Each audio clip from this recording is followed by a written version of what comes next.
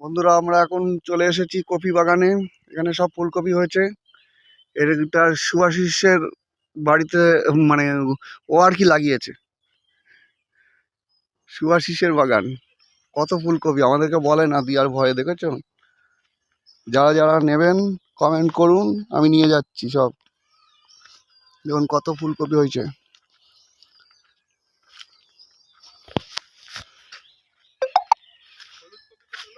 কই হলুদ কপি? আমি তো দেখতে পাচ্ছি না।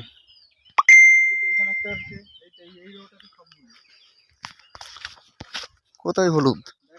তাই তো, এটা আলাদা জাতের নাকি?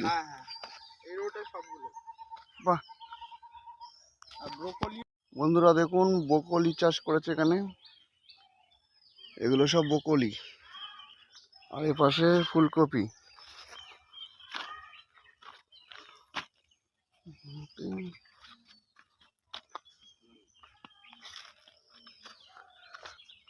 এইগুলো দাম পাবে, এ যতদিনে তৈরি হবে।